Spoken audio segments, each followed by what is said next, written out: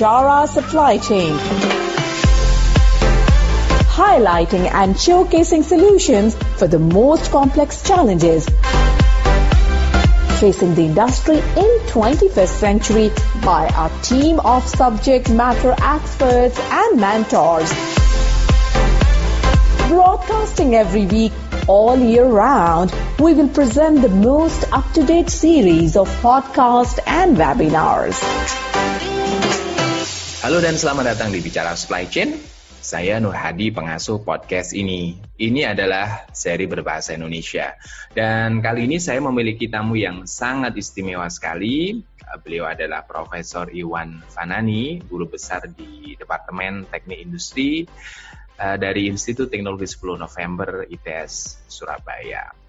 Topik yang akan kami bahas adalah Food Supply Chain, Challenge dan Opportunities. Selamat datang Prof, terima kasih atas waktunya.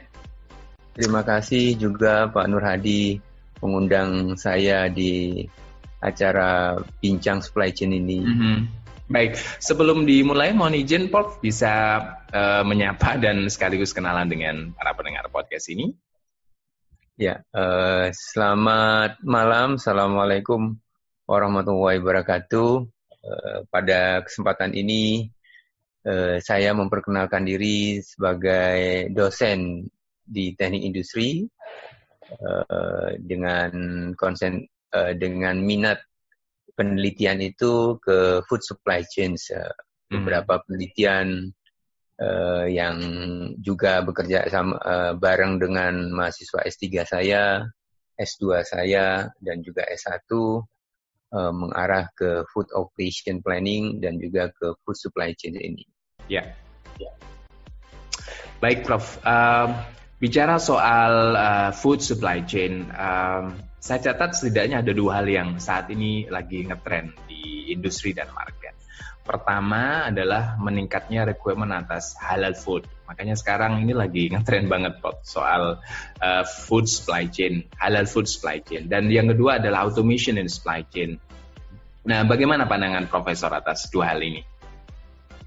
Ya, isu halal food adalah salah satu isu penting di dalam food supply chain. Selain yang mungkin kita bisa melihat sebelumnya adalah misalkan contohnya food security. Bagaimana ketahanan pangan dari sebuah negara, ketersediaannya sama fluktuasi harganya itu bisa dimonitor atau berjalan dengan tidak fluktuatif yang seperti terjadi di Indonesia begitu. Kemudian yang kedua, isu food safety, keamanan pangan, bagaimana produk-produk apa yang kita makan, baik itu impor, itu tidak menyebabkan masyarakat kita mengalami gangguan dari sisi penyakit ke depannya begitu. Masih berikutnya adalah halal food salah satunya gitu ya. Ada yang food recall, food waste dan losses, dan juga sekarang lagi mengumpah adalah mengenai food resilience itu, atau ada hal yang terjadi yaitu mengenai pandemik ya. Jadi ada isu SARS di flu burung itu menyebabkan terjadi disruption di beberapa industri makanan, contoh misalkan ayam, tidak hanya di ayam tapi di McDonald pun juga gelisah begitu ya. Sekarang kita masuk ke isu halal food begitu. Saya akan perlihatkan bagaimana opportunity daripada marketnya terlebih dahulu. Saya akan tampilkan saya kira mengemukannya memang kalau kita lihat dari sisi opportunity-nya itu cukup besar. Jadi kalau kita lihat halal food itu, ini data yang saya ambil tahun 2019 Pak. Jadi, I see. Jadi memang Muslim itu makanan untuk masyarakat Muslim itu sudahlah 17% dari seluruh di dunia, dari 8 triliun US dollar gitu. Jadi kita bisa bayangkan besar sekali gitu ya. Kalau kita perhatikan beberapa negara sudah menetapkan regulasi makanan mengenai halal food.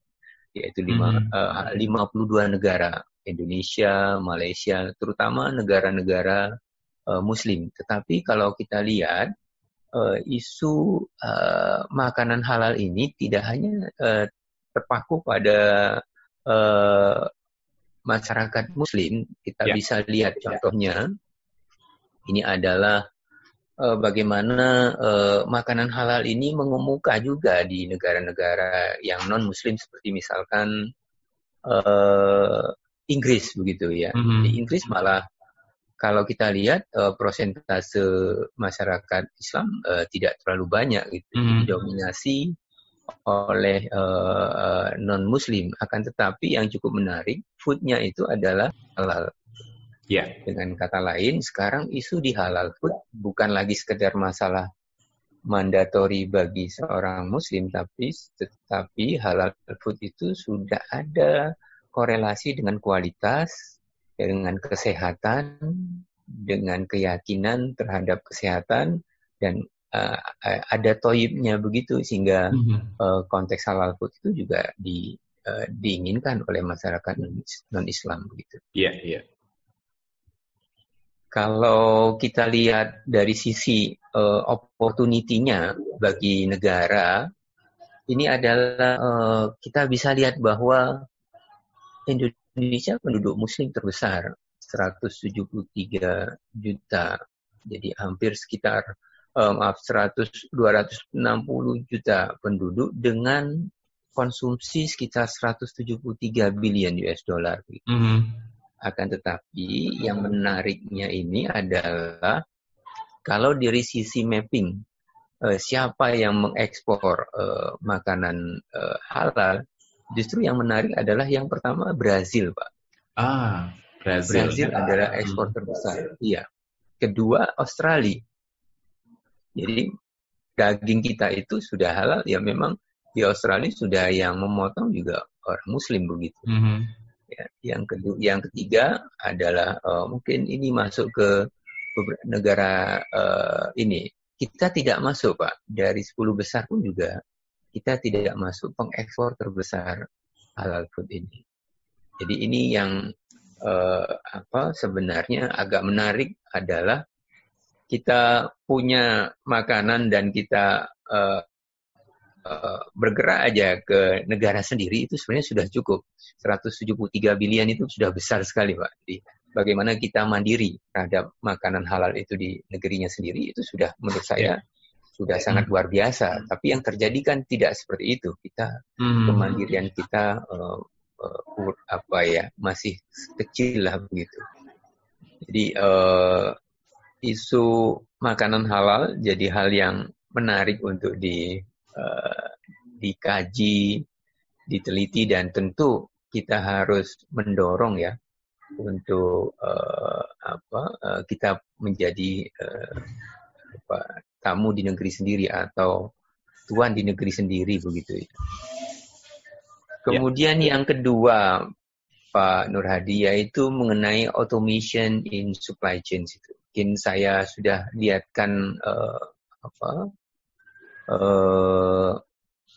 mind map-nya dari bagaimana roadmap dari risetnya di ini.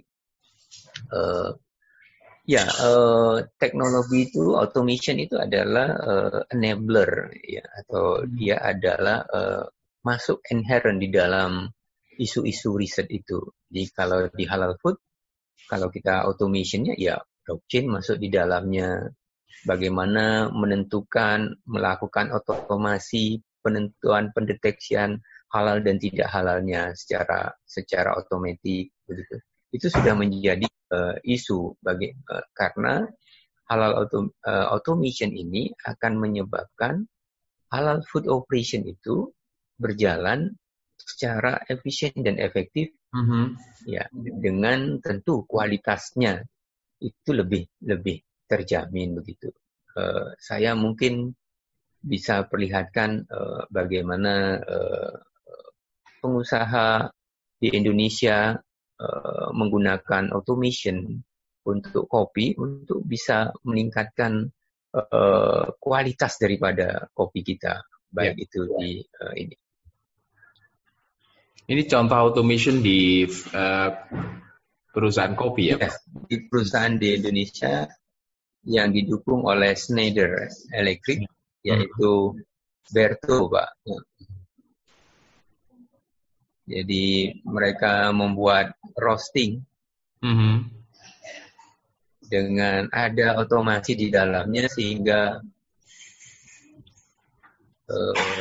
setiap operator yang berbeda bisa menghasilkan kualitas yang sama. I see. Jadi ini meningkatkan kualitas. Jadi kita tidak tergantung pada ahli roaster satu orang yang tahu ini, tapi jadi temperaturnya harus disesuaikan, kelembabannya harus disesuaikan sehingga tentu hasil roasternya akan lebih bagus. Tentunya hal yang sama bisa diterapkan di perusahaan yang lain ya, Prof ya, dengan metode yang seperti ini. Saya kira iya, Pak.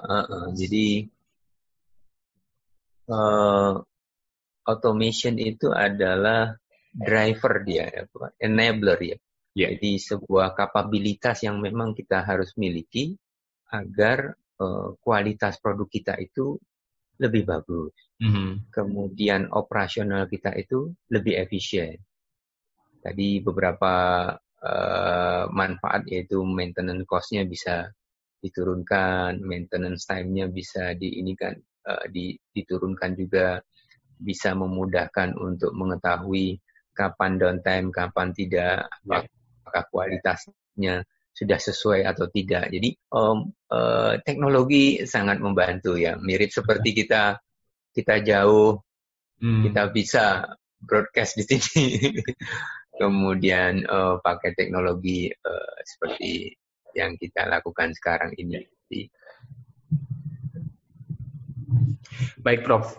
Nah, khususnya di Indonesia, peluang apa yang bisa kita tangkap atas beberapa tren yang tadi sudah kita diskusikan, dan hal yang penting lainnya yang saya tanyakan, Prof, apakah kita ini sudah cukup siap dengan hal tersebut? Ya, saya lihat bahwa isu tadi kita sempat lihat bagaimana isu di halal food begitu ya, bahwa opportunity market pasarnya besar sekali. Yang menarik adalah opportunity itu kan berada di dalam negeri sendiri begitu. Kalau kita bisa optimalkan kemampuan pasar halal food itu kan cukup tinggi. Karena apa? Karena di makanan itu kan integrasinya cukup besar ya Pak ya. Jadi ada unsur farming, ada unsur petani yang juga bisa diberi meningkat hidupnya begitu. Ada unsur peternakan yang bisa meningkat hidupnya. Ada unsur perikanan yang kita sebagai negara kepulauan yang punya laut yang luar biasa itu juga meningkat. Ya. Tapi bagaimana caranya value chain food-nya itu kita dapat dengan nilai value yang tinggi gitu. Jadi kita kan hanya terpaku pada kopi, setelah jadi kopi dikirim ke luar negeri, bermunculanlah produk-produk yang sebenarnya di negara tersebut tidak ada kopinya begitu. Tapi dia punya market pasar yang sangat besar. Apakah di Amerika bisa ditanam kopi? Saya kira tidak ada. Ya, itu yang saya kira peluang ini memang harus dikedepankan begitu ya. Kemudian isu lain lagi itu adalah masalah food safety begitu ya. Food safety. Ya, food safety. Jadi sering sekali juga ekspor kita itu mengalami kendala karena food safety kita itu masih kurang bisa meyakinkan kepada buyer yang di luar terhadap keamanan ada ingredient daripada kontaminasi terhadap pestisida terutama. Kita bisa belajar sebenarnya dari negara Cina, negara Eropa, dan negara Vietnam. Contoh misalkan di negara Cina. ekspor terbesar dari Indonesia ke Cina, salah satunya itu walet, Pak. Walet. Sarang burung walet itu. Karena memang consumption-nya masyarakat Cina itu besar. Tapi karena ada isunya food safety di mana terjadi kontaminasi beberapa istilahnya itu kandungan nitritnya itu terlalu tinggi, itu menyebabkan kesehatan ini, maka negara Cina itu membuat namanya yang kita sebut dengan sistem traceability. Tapi dia menggunakan itu secara nasional, national system traceability. Jadi itu adalah men-tracking, Pak. Men-tracer dari farm to fork, dari farm to plate, dari farmingnya itu ada di mana, kemudian prosesnya itu seperti apa, ingredientnya itu bagaimana, diekspor kapan, ya, dan dikonsum, dan masyarakat end customer, masyarakat yang mengkonsumsi itu tahu reassuringnya begitu. Di negara maju itu sudah menjadi mandatori, Pak, karena cukup banyak kejadian-kejadian masalah food safety ini. Nah, itu saya kira peluang yang harus ini. Tentu kita perlu menambah sentuhan-sentuhan teknologi yang sifatnya enabler untuk meningkatkan kapabilitas. Contoh yang sekarang mengemuka itu adalah blockchain untuk food traceability. Negara Malaysia itu sudah bahkan Singapura dan mungkin kita juga sudah mulai mengembangkan bagaimana kita membuat halal food dengan blockchain begitu. Karena dengan teknologi blockchain itu adalah transparansi akan mudah dilihat oleh siapapun. Kira sentuhan-sentuhan teknologi lain lagi seperti big data, artificial intelligence itu, Internet of Things itu saya kira akan memperbuat kapabilitas food kita di negara maju begitu ya. Ya, baik, Prof. Nah, ini pertanyaan terakhir saya hari ini, Prof, terkait dengan isu global COVID-19. Apa saran dan rekomendasi dari Profesor supaya kita bisa melewati fase ini, khususnya dari sisi food supply chain ya, tentunya? Ya, ini isu yang menarik gitu. Jadi beberapa minggu lalu setelah kejadian ini, beberapa teman kolega saya yang juga dosen itu di Inggris itu menanyakan begitu ya, dan kita berdiskusi bahwa ini sebuah hal yang harus diantisipasi dan menarik untuk diteliti gitu. Muncul isu-isu mengenai bagaimana food supply chain resilience terhadap vulnerabilitas atau terjadi disruption karena pandemik ini. Banyak isu sudah gitu ya. SARS begitu juga. Ini menarik. Dari hasil wawancara itu terlihat, Pak, sebenarnya terjadi perubahan di mindset gitu ya. Di mindset itu terjadi perubahan. Ada beberapa produk-produk itu yang mengalami kenaikan yang luar biasa begitu. Seperti hand sanitizer, masker, ya. Beberapa personal care itu muncul tinggi begitu. Begitu pula ada isu mengenai di bahan pokok begitu ya, ada gula kekurangan itu, jadi ada demand yang sangat melonjak tinggi gitu ya. Di samping itu ada juga teman-teman yang mengalami problem di supply side-nya begitu. Karena kita tidak bisa memungkiri bahwa bahan baku kita itu juga banyak disuplai oleh Cina gitu ya. Misalkan contohnya biji plastik begitu ya. Jadi biji plastik juga mengalami kendala bahwa pengiriman terlambat gitu ya. Bahkan ada yang mengalami yang cukup parah itu adalah kalau penyedianya itu ada di kota-kota yang mengalami lockdown. Contoh misalkan di Wuhan begitu, sehingga pasokan biji besinya akan hambat. Nah, sekarang posisi itu juga terjadi, Pak, di konteks spare part gitu ya. Jadi di spare part juga mengalami hambatan, terutama spare part yang dibuat oleh mesin-mesin seperti Italia yang sekarang paling disruption gitu. Nanti kalau Jerman kena itu juga kita perlu hati-hati terhadap spare part yang mesin kita dibuat di Jerman begitu. Ya, Jepang juga seperti ini. Jadi terlihat bahwa ada supply set dari bahan baku, kemudian spare part itu sangat mempengaruhi akhirnya production-nya. Di sisi production juga kalau kita bisa lihat ada sedikit penurunan dari sisi produktivitas. Ya, jadi karena bisa jadi 3 shift bukan suatu hal yang kondisi ini mau dikedepankan. Bahkan ada social distance ini juga kita worry gitu ya, di mana perpindahan moving antar tenaga kerja juga saya kira akan dibatasi di bagian produksi. Misalkan plan A ke plan B mungkin dibatasin dulu, mau masuk harus dicek dulu. Yang baru sakit sebenarnya itu flu tetapi ternyata suhunya 30 derajat, nggak berani ngambil resiko, sudah jangan masuk dulu ya. Tentu produktivitas akan menurun gitu, ya berkurang begitu. Nah ini saya kira bagaimana kita mengantisipasi kalau kita lihat dari sisi keilmuan, itu apa yang kita sebut dengan ada yang namanya kapabilitas. Jadi bagaimana supply chain kita memiliki kapabilitas ketika corona pandemic ini terjadi. Apakah kita punya risk management yang bagus ya? Kalau misalkan harga dolar yang naik 16.500 ini sedangkan kita mau membeli bahan baku dari impor itu, apakah kita sudah melakukan hedging dolar nggak ya? Itu terjadi. Apakah kita punya kapabilitas mempunyai mitigation dengan menggunakan risk management untuk menghedging dolar? Begitu, apakah ada nggak ya?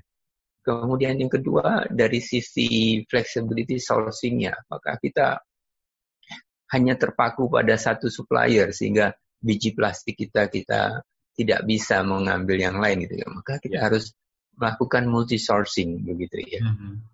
Apakah kita ada kolaborasi dengan vendor-vendor spare part sehingga kalau kita itu tidak terjadi, kalau ini terjadi disruption, apakah bisa dialihkan ke vendor-vendor yang lain? Nah, kapabilitas itu saya kira harus dimiliki oleh industri makanan kita agar satu, bahan baku supply side-nya terhadap bahan baku dan spare part itu tidak terlalu tereduksi atau tidak terlalu jatuh begitu ya. Bagaimanapun posisi sekarang bukan yang ideal, Pak. Jadi bukanlah sesuatu yang normal ya. Pasti harga bahan baku akan naik, harga spare part akan naik karena dolar juga naik begitu ya. Ya, pasti juga harga pokok produksi kita juga akan naik gitu ya. Karena tingkat produktivitas kita akan menurun begitu. Pasti juga demand kita ada yang kita tidak bisa memenuhi seperti teman-teman di masker sudah kewalahan gitu ya. Kemudian hand sanitizer juga sudah kewalahan, sudah sold out semua begitu. Itu bagaimana? Tapi ada juga yang mengalami slowdown begitu, yang tidak ada yang mau membeli begitu ya. Ini saya kira hal-hal yang dengan kata kutipan itu adalah di luar kenormalan, tapi kapabilitas supply chain kita itu supaya robust, supaya agile, itu perlu punya kapabilitas di supply chain. Saya kira itu. Baik Prof, terima kasih atas sharingnya malam hari ini, luar biasa, dapat banyak insight sekali. Semoga bermanfaat dan mudah-mudahan bisa ketemu di lain waktu. At Bichara Supply Chain, we are committed to driving global perspective to embrace technological adaptation in improving process efficiencies. Don't forget to subscribe, like, and share Bichara Supply Chain. And stay tuned for the latest updates. To learn more, visit our website www.bicharasupplychain.com.